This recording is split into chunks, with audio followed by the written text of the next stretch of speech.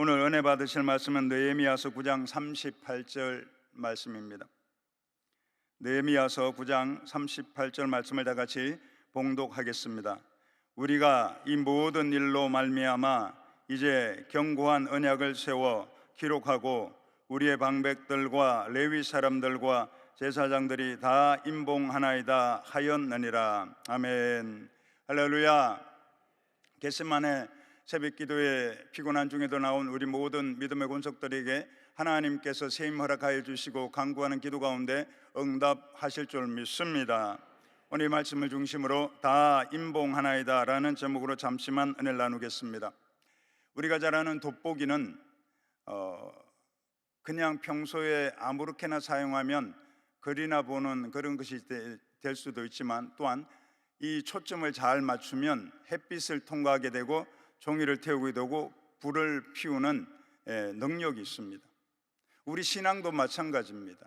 우리의 신앙을 어디다가 초점을 맞추느냐에 따라서 믿음의 사람으로서 선한 영향력을 끼치고 주님의 영광을 드러내는 축복의 통로와 도구로 귀하게 쓰임받을 수 있는가 하면, 우리의 영혼이 하나님께 맞춰지지 아니하고 이것도 아니고 저것도 아니고 한 발은 세상에 한 발은 교회에다 두고 왔다 갔다 하면 여기서 치다받고 저기서 때려 맞고 그런 상황이 될 수밖에 없다는 것입니다.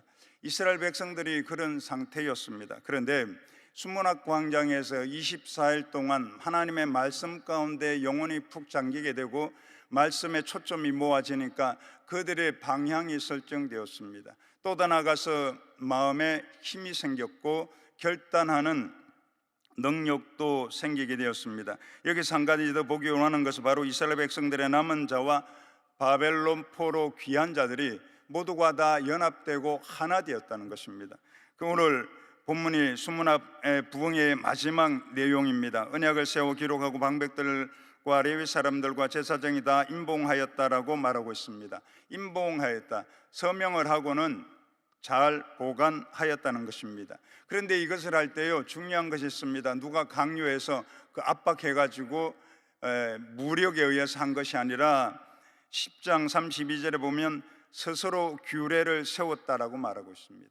하나님의 말씀이 임하면 스스로 교회에 나오라 그러지 않아도 나오게 되고 예배 자리, 기도의 자리, 봉사와 섬김의 자리를 지킨다는 것을 믿으시길 바랍니다. 자, 우리가 이를 통해서 할 수 있는 것이 무엇인가 하면 과거의 은혜를 우리가 기억해야 된다는 것입니다. 오늘 느헤미야서 9장 7절 이하부터 아브라함을 불러옵니다. 역사 속에 아브라함을 불러와서 하나님께서 베푸신 은혜를 말씀을 하고 있습니다. 과거의 아브라함에 대해서 먼저 이야기를 하면서 아브라함이 문제도 있고 결함도 있고 그 신앙이 처음에 온전하지 못하였다. 그러나 하나님의 은혜와 자비와 긍휼로 말미암아 주님께서 의로우심으로 인하여서 그를 믿음의 조상으로 든든히 세웠다고 말씀을 하고 있습니다. 하나님께서 아브라함을 세운 것처럼, 그러면 이스라엘 백성들도 믿음 안에서 지금은 갈팡질팡 우왕좌왕 하더라도 하나님의 말씀에 견고히 서게 되면 하나님께서 아브라함을 세운 것처럼 이스라엘 백성들 세울 뿐만 아니라 오늘 우리 이 시대를 살아가는 우리 믿음의 권속들도 하나님의 말씀 가운데 든든히 세운다는 것을 기억하시길 바랍니다. 여기서 특별히 네 가지를 끌어와서 이야기를 하고 있습니다. 네 가지를 왜 이야기를 하고 있는가 하면, 이 바벨론 포로 귀환을 갖다 제2의 출애굽이라고 합니다. 제2의 출애굽이라고 해서 지금 끌어온 내용이 홍해 사건부터 이야기를 끌어오고 있습니다. 느헤미야서 9장 9절에 보니까 주께서 우리 조상들이 애굽에서 고난받는 것을 감찰하시며 홍해에서 그들의 부르짖음을 들으시고 라고 말하고 있고, 다음은 광야 사건입니다. 느헤미야 9장 12절에 낮에는 구름기둥으로 인도하시고 밤에는 불기둥으로 그들이 행할 길을 그들에게 비추셨사오며 라고 말하고 있습니다. 홍해는 무엇입니까? 출애굽을 하는 과정 가운데 이제 이 홍해가 앞에는 가로막혀 있고 뒤에는 누가 따라오고 있습니까? 애국 군사들이 지금 따라오고 있습니다. 이러지도 저러지도 못하고 앞으로 전진도 못하고 뒤로 물러갈 수도 없는 그런 상황이었습니다. 그런데 걸림돌과 장애물 같던 그 홍해가 하나님께 이스라엘 백성들이 부르짖고 모세를 통하여서 지팡이를 들고 명하였을 때 홍해가 갈라지고 그것을 도로같이 마른 땅같이 성경은 건넜다고 하고 있습니다.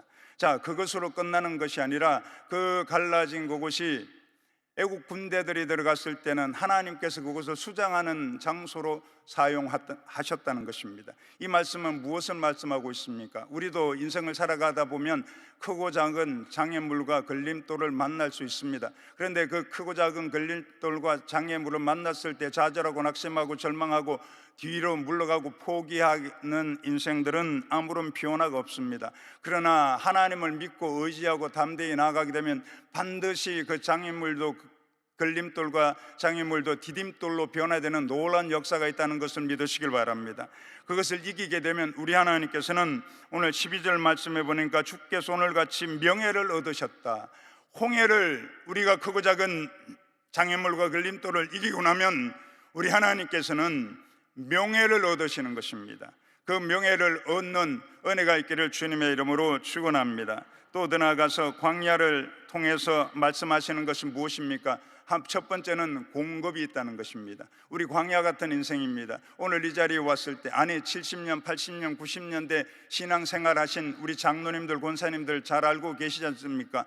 먹을 것도 없고 입을 것도 없고 어떻게 살아야 될지 내일을 생각하지 못하는 그런 상황, 오늘도 먹지 못하는 그런 상황이었는데 하나님께서 굶기셨습니까? 하나님께서 배고프게 버려두셨습니까?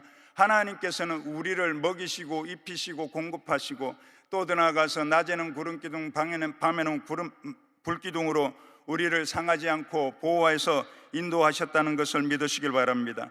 이스라엘 백성들을 그렇게 인도하시는 것처럼 우리 또한 하나님께서는 그렇게 인도하셔서 주께서 예비한 가나안 땅으로 들이신다는 것을 믿으시길 바랍니다. 다음에는 가나안 땅, 가나안과 사사의 시대를 말하고 있습니다. 이 가나안 사건과 사사 시대를 통해서 말씀하는 것은 부정적인 메시지를 통해서 너희들이 이렇게 하지 아니하면 하나님께서는 은혜와 축복이 지속되고 계속되게 하신다는 것을 말씀하고 있다는 것입니다. 출애굽을 통해 약속하신 가나안 땅을 하나님께서 주시겠다고 하셨습니다. 자손도 주시겠다고 하셨습니다.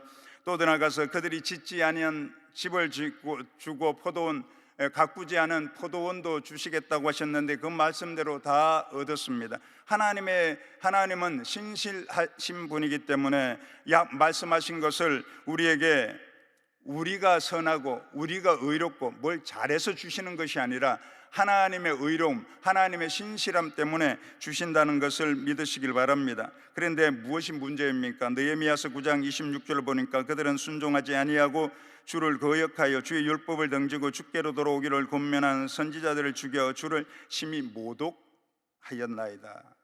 주님을 모독하는, 하나님을 모독하는 우리 신앙생활을 한번 잘 돌아봐야 됩니다.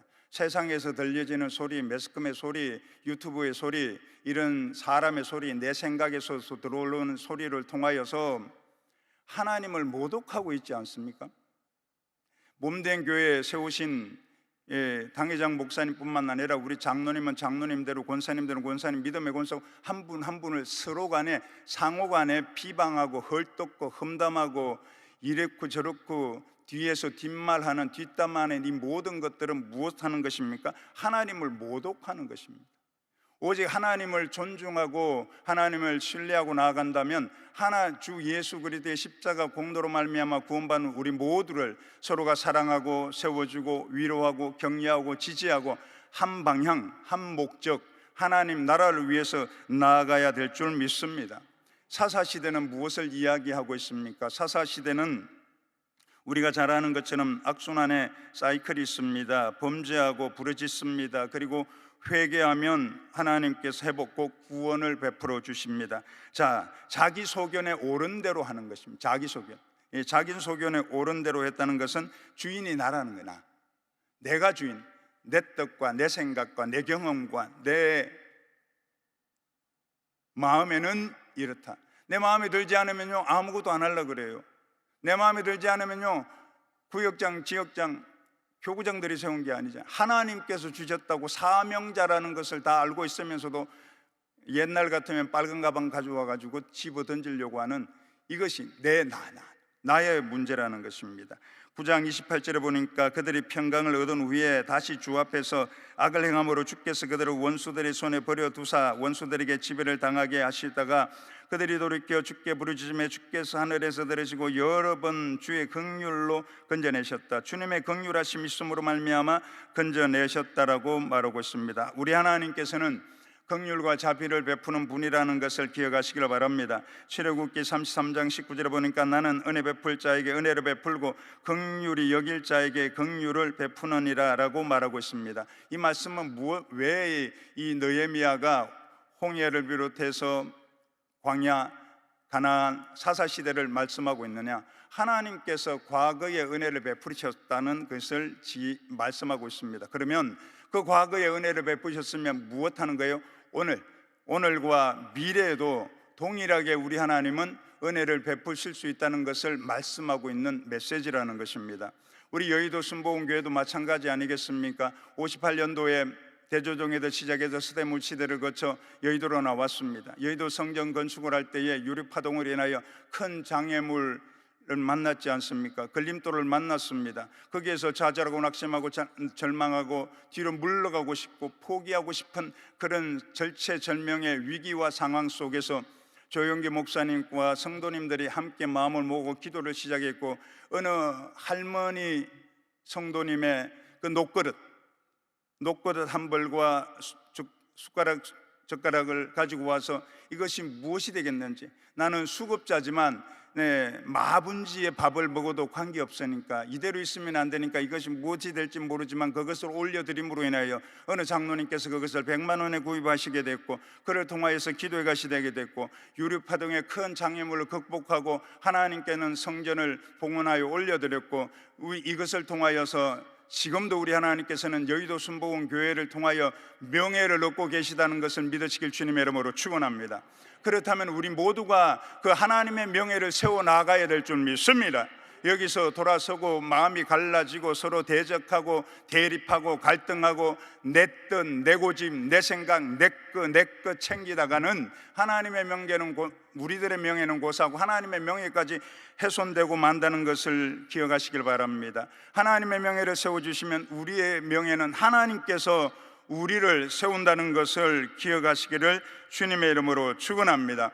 그 하나님께서는 어떤 하나님이라는 거예요? 그러면 과거에 은혜를 베푸셨다면 오늘과 미래에도 은혜를 베푸시는 분이라는 것입니다. 신앙은 주어의 싸움입니다. 당회장 목사님께서 항상 말씀하고 강조하시는 것이 무엇입니까? 신앙은 주어의 싸움이다. 이 신앙은 주어의 싸움이라는 것이 무엇이에요? 주인이 누구냐 이겁니다. 내가 지금 말하고 있는 생각과 말에 입술에 내가 내 뜻, 내 생각에, 내 경험에 예전에 내가 볼 때는 이랬는데 이것이 나옵니까? 하나님께서 나옵니까? 7월 16일경으로 생각을 하고 있습니다. 당회장 목사님께서 예화로 주일 말씀에 참 안타까운 말씀을 한 적이 있습니다. 아산병원의 주석준 교수님, 그 교수님은 이 혈관계통의 1인자입니다. 대체 불가능한 분입니다. 그런데 그때 그분이 기도 쪽지를 말씀하실 때에 내가 이 수술을 할 때에 내 것이 무엇이 되겠습니까? 나는 아무것도 할 수 없습니다. 모든 것은 하나님께서 하십니다. 주석준 교수님의 주어는 하나님이셨습니다.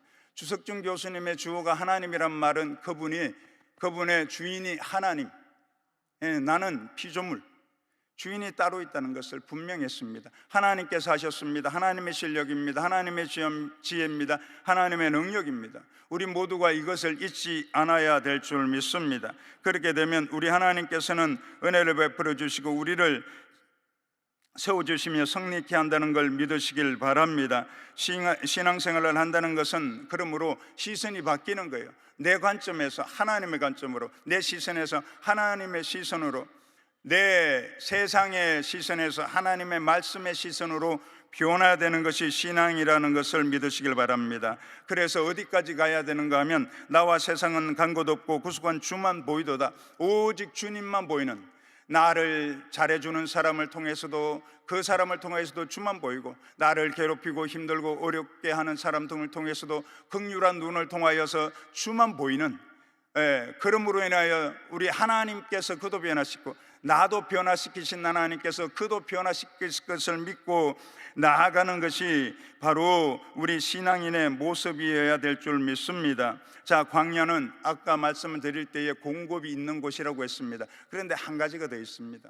하나님께서 24일 동안 이스라엘 백성들을 수문학 광장에서 말씀 가운데 잠기게 되니까 그들이 완전히 관점이 변했어요. 시선이 변했습니다. 다 변했다는 것입니다. 그러므로 우리의 시선과 관점이 변화될 수 있는 길은 하나님의 말씀에 창념하는 것입니다. 우리의 귀가 하나님의 말씀에 붙어 있을 때에 우리의 시선과 영적인 관점이 변화될 수 있는 길이라는 걸 믿으시길 바랍니다. 그래서 그것을 알 수 있는 것이 무엇인가 하면 하나님께서 예수님을 비롯해서 모세, 위대한 사역을 감당했던 모세, 침례 요한, 사도 바울 모두가 다 하나님의 사역을 시작하기 전에 광야로 보냈습니다. 광야로 왜 보냈겠습니까? 광야는 아까 무엇이라고 말씀드렸습니까? 공급의 현장입니다. 광야 같은 것이지만 하나님께서는 공급해 주시는 분이라고 말씀드렸습니다. 또 하나가 더 있습니다. 우리가 잘 아는 내용입니다. 광야는 하나님의 말씀만 들리는 장소입니다. 광야가 히브리어로 미드바르라고 말씀을 하고 있지 않습니까? 그리고 또 말씀은 히브리어로 다바르라고 그랬지 않습니까?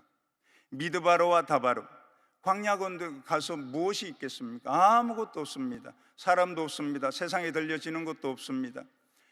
버려진 공간 같은 그곳에 나 홀로 있을 때 하나님의 음성에 집중할 수밖에 없고 하나님께서 들려주는 그 음성을 순종해 나아갈 수밖에 없는 것입니다. 그래서 우리 하나님께서는 예수님을 비롯해서 모세를, 또한 침례 요한을, 사도 바울은 3년 동안이나 아라비아 광야에 있었다고 갈라디아서에 그렇게 기록을 하고 있는 것입니다. 그러므로 광야 같은 삶, 고통, 문제 가운데 계신 분이 있습니까? 그때에 세상 말에 집중하지 마시고 사람의 말을 듣지 마시고 또 어디 나가서 내 내면에서 들려오는 안 된다, 할 수 없다, 죽고 싶다, 포기하고 싶다고는 이 부정적인 언어에 집중하지 마시고 위로부터 들려주시는 하나님의 말씀을 들으시는 은혜가 있기를 주님의 이름으로 축원합니다. 하나님의 말씀을 듣게 되면 그 말씀의 능력을 인하여 이 모든 것을 이기게 되고 승리할 수 있다는 것을 믿으시기를 바랍니다. 전 대교구에 있을 때에 3040 우리 지구역장님들하고 전화신방, 물론 제가 섬겼던 교구가 아니고 타 교구에 전화신방을 할 때가 있었습니다. 3040 우리 여성 지구역장들의 고민과 갈등이 기도 제목이 뭐겠어요? 뭐가 있겠습니까? 아무 생각이 없습니까? 얘기를 어디 가서 얘기를 했더니 전부 자식 문제, 건강 문제, 미래 문제 다 그래요. 남편 문제는 아무도 얘기를 안 하더라고요. 남편분들 되게 서럽더라고요. 남편 문제 가지고 전화 한 번 하다 보니까 30분, 40분 기본이고 1시간 20분 이렇게 기대해요. 어떤 그분들이 남편들이 다 그러면 잘못 살았냐? 아니에요. 성실하게 꾸준하게 가장으로서 그 역할을 다하고 믿음의 은혜를 가지고서 달려왔습니다. 그런데 올라갈 자리가 없는 거예요. 명태에 압박이 있습니다. 조태에 대한 압력이 들어옵니다. 이때 어떻게 해야 되나? 그거 가지고 다 물고 그렇게 되더라고요. 그러다가 어느 날 그 이야기를 가서 집에 가서 했습니다. 집에 가서 했더니 저희 집에는 딸기를 키운다 그랬지 않습니까? 첫째는 딸이고 둘째는 기집애. 이 딸이 저한테 하는 이야기가, 아빠 뭐가 걱정이야? 하나님께서 지금까지 인도해 주셨으면 오늘부터 앞으로도 하나님께서 인도해 주실 거 아니야? 라고 이야기를 하는데 그것이 뒤통수로 한 대 때리는 것 같았습니다. 우리 하나님은 과거에 이스라엘 백성들을 인도하셔서 적과 꿀이라는 가나안 땅에 들이시고 그곳에서 약속하신 것을 이루셨다면 우리 또한 우리 이민족 가운데 선교사님들을 통하여서 복음이 들어오고 과거의 믿음의 선배들을 통하여서 오늘의 이 선교사를 미국 다음으로 세계 곳곳에 많이 보내는 선교 대국을 만드신 그 하나님께서 오늘도 앞으로도 역사하시고 은혜 베풀어 주신다는 것을 믿으시길 바랍니다. 조용기 목사님을 통하여 역사하신 그 하나님께서 오늘 우리 당회장 목사님을 통하여 역사하시고 앞으로 또 다른 하나님의 종들을 통하여서 인도하시고 은혜 베풀어 주셔서 주님 오시는 그날까지 여의도 순복음교회를 통하여서 선한 영향력을 끼치고 주님의 영광을 드러내신다는 것을 믿으시길 바랍니다. 또 더 나아가서 오늘 이 자리에 앉아 계신 우리 귀한 믿음의 권속들은 내가 새로운 것을 시작하는 것이 아닙니다. 믿음에 우리 앞서 가셨던 장로님들, 권사님들, 지구역장님, 믿음의 권속들, 주의 수많은 주의 일꾼들이 아름답게 수놓아왔던 일들을 바톤은 물려받아서 내가 함께 하고 나아가는 겁니다. 그분들이 할 때에 잘한 점도 있지만 못한 점도 있을 것입니다. 그러나 못한 점 때문에 우리가 지적할 것이 아니라 그 못한 점은 뭘 하기 위해서 내가 하라고 하나님께서 그걸 보이게 하셨던 것입니다. 지적만 하는 그런 사람이 아니라 내가 함으로 인하여서 나도 이후에 이 자리를 비우고 나아갔을 때에 다음 세대들이 우리를 통하여서 본을 보고 또 나아가서 하나님께 영광을 돌리게 되는 그런 기회로 삼아야 될 줄 믿습니다.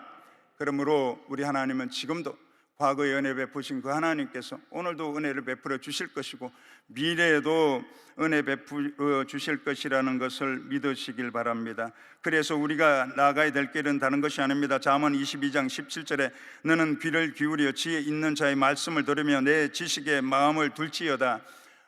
하나님의 말씀, 하나님께 지혜의 말씀에 귀를 기울이고 하나님의 지식에 마음을 둘 때만이 우리가 승리할 수 있다는 걸 믿으시고 하나님 말씀에 집중하여 나아가다 승리하고 주님의 영광을 드러내며 과거에 베풀어 주신 그 은혜가 오늘도 미래에도 지속되게 하는 축복의 통로와 주인공으로 귀하게 쓰임받으시는 우리 모두가 되시기를 주님의 이름으로 축원합니다. 살아계신 아버지 하나님, 과거의 은혜를 베풀어 주신 하나님께서 오늘도 내일도 장래에도 동일한 은혜를 베풀어 주실 것을 믿고 다음 대에 나아가는 우리 모두가 되게 하여 주옵소서. 문제보다 크시고 우리의 생각보다 크신 하나님을 의지하고 신뢰함으로 늘 승리할 줄 믿습니다. 우리 선교사님들과 개척교회 목사님들에게 과거와 오늘과 미래에도 보장된 은혜가 있게 하여 주옵시고 예물드린 손길에 하나님의 말씀이 들려지는 복과 기도에 응답하시는 또 드나가 연약한 육신 가운데 하나님의 치료가 있는 복된 역사가 나타나게 하여 주옵소서. 예수님의 이름으로 기도드립니다. 아멘. 하늘에 계신 우리 아버지여, 이름이 거룩히 여김을 받으시오며 나라가 임하시오며 뜻이 하늘에서 이루어진 것 같이 땅에서도 이루어지이다. 오늘 우리에게 일용할 양식을 주시옵고 우리가 우리에게 죄 지은 자를 사하여 준 것 같이 우리 죄를 사하여 주시옵고 우리를 시험에 들게 하지 마시옵고 다만 악에서 구하시옵소서. 나라와 권세와 영광이 아버지께 영원히 있사옵나이다. 아멘.